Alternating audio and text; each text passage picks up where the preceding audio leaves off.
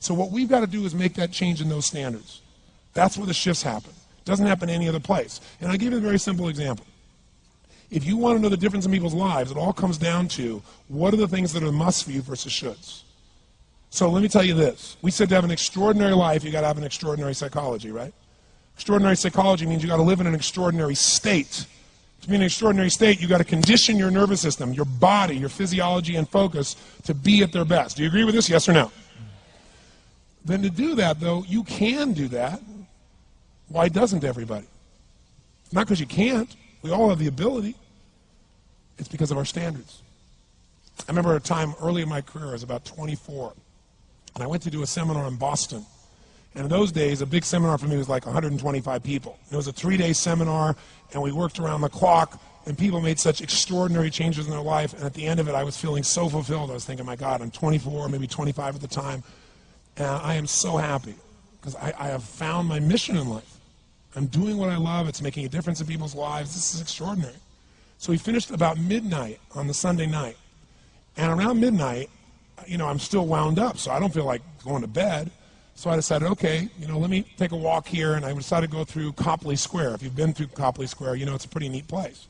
Because in Copley Square, you can look up and you can see buildings that were here before we were known as the United States, and beside them you see skyscrapers that are new. It's a pretty cool place. So I'm walking around midnight on Sunday night. There's nobody in Copley Square midnight on Sunday night. And I'm walking along, and I see this guy in the distance, and he's kind of stumbling back and forth between the gutter and the sidewalk. He's got a long trench coat on, his head's down like this. He's holding a brown bag, and I can start to smell him even before I get there, and I'm thinking, this guy's obviously drunk. And as I started to get closer, I thought, I bet he's going to beg me for some money. And sure enough, whatever you focus on life tends to happen, doesn't it? So sure enough, he gets real close to me, and I thought all of a sudden he wasn't going to do it, and all of a sudden he popped his head up. It was really weird. He went, "Mister!" He had this really bizarre looking sounding voice. He went, "Mister, could you loan me a quarter?" And I thought, do I want to reward this behavior? And then I thought, I don't want him to suffer. Do you have this dilemma sometimes? Like, I'm not here to judge. So years ago I finally decided I always just give. Even if the person's pulling a scam, that's for them to deal with. If I have the ability, then I give. And so I thought, well, could I teach him something? So I asked him a question back. I said, is that all you want is a quarter? So he goes, yeah, just one quarter. One quarter changed my whole life. One quarter. I said, really? He said, yeah, one quarter. So I reached in my pocket, and I pulled out my money clip. And in those days, I was very young, just starting to succeed. And my original mentor was a man named Jim Rohn. I don't know, how many have heard of Jim Rohn? Anybody? Yeah, he's a great guy. And Jim told me, he said, Tony, look, you've come from a poor background. You got a poor psychology. You got to change it. He said, you don't have any money, so pretend you do. He said, start training your brain. Condition it. He said, go save all your money, get $300 bills, and put them on the outside of your money clip, even though you only have $5 in between them. So every time you put it out, you'll see that, you'll feel inspired, you'll feel better. He said, and you'll feel better, you'll do better. So I was like, okay. So I did. So I pulled my money clip, and sure enough, I got $300 bills down. I made sure he saw the bills. So I'm tearing through that, right? Looking in between there to see if I can find some change. But I made sure he saw it. Sure enough, he's looking at the $100 bills, checking it out. I find the quarter, I pull it out, take the money, put it in my pocket.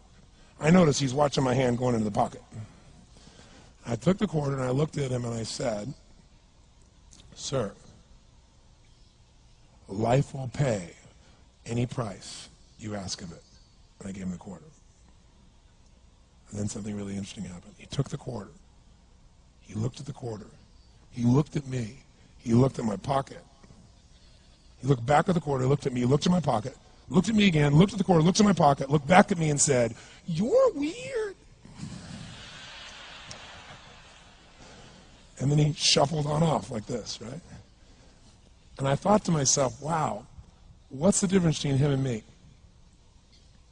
I mean, I was 24, 25 at the time, doing what I love most, have my mission in life, and he's in his early 60s, drunk on the street begging for quarters.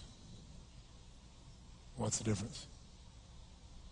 And I thought, well, maybe God's blessed me because I'm such a good person. I thought, oh, and he's such a bad person, that's such bull.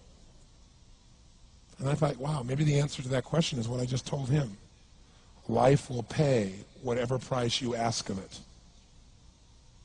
But you know what's interesting? You got to ask intelligently. In the Bible it says, ask and you shall what? Yeah, pretty good formula. You ought to look into it. But you know what? It says, ask and you shall receive, but I'm sure it meant ask intelligently. I'm sure that's what God meant.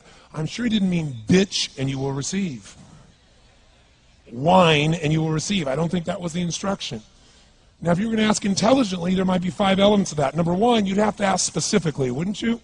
You wouldn't ask in a general way. People do that all the time. They go, I want more money. Fine, here's $1, get out of here. Very often, you're getting what you're asking for. You're just not aware of how general you're asking. Clarity is power. The more clear you are about exactly what it is you want, the more your brain knows how to get there. Your brain is a servo mechanism. It's like a bomb. Those bombs, those missiles, they have a servo mechanism. So if the target moves, it knows what the target is, it follows it. Your brain, when you condition it, knows exactly what to go for and it'll find a way to get there. Did you ever buy a certain outfit or a certain car and suddenly see that car outfit everywhere? How many of you have had that experience? Say, aye. How come that car outfit's everywhere? It always was everywhere, but now you notice it. And the reason is because there's a part of your brain called the reticular activating system, the RAS. That part of your brain determines what you notice and what you don't notice. Your brain spends most of its time trying to make sure you don't notice because you'll go crazy if you notice everything. But when you decide what's most important to you, your brain goes after it. Everyone I know who's successful builds what I call an RPM plan. An RPM is built on the metaphor that the way to get from where you are to where do you want to go to the fastest is you got to build power, like in a car, RPMs. And the R stands for they know the result they're after. They know what they want precisely. If you don't know exactly what you want or you let yourself get beyond that into something general, you're not going to achieve it. Clarity is power. You've got to know the specific result you're after. What do you want? If you can't answer that question right now in your personal life, in your body, in your relationships, in your finances, in your spirituality, then you're not going to be as fulfilled as you want to be. Today we're going to have you answer one of those questions at least. The second part of it, you got to know P, why you're doing it. Because you know what? You may get a big goal. Somebody says, I want to make $1 billion. I want to bring peace to the earth. Why? Because as soon as you come up with a goal, all the obstacles show up. And unless you've got enough emotional drive to break through that, you're never going to discover what it really takes. So you got to get yourself past that. And the way to get past that is have enough reasons. Reasons come first, answers come second. This man did not know what he wanted. He did not have enough reasons. To ask intelligently, you got to ask specifically. To ask intelligently, you got to know why you want it, have enough drive to make it happen, enough juice to make it happen. If you don't have enough reasons, you will not make it happen. And the M is, what is your massive action plan? What is going to get you to actually fall through? Because the first plan's not going to work and the second plan's going to work, so you better have enough plans that if the first two don't work, you still got something else. Otherwise, you're going to be having excuses why it didn't work. So asking intelligently requires that. So if we're going to be extraordinary in our results, we've got to be in an extraordinary state. We've got to know what we want and we've got to go use it.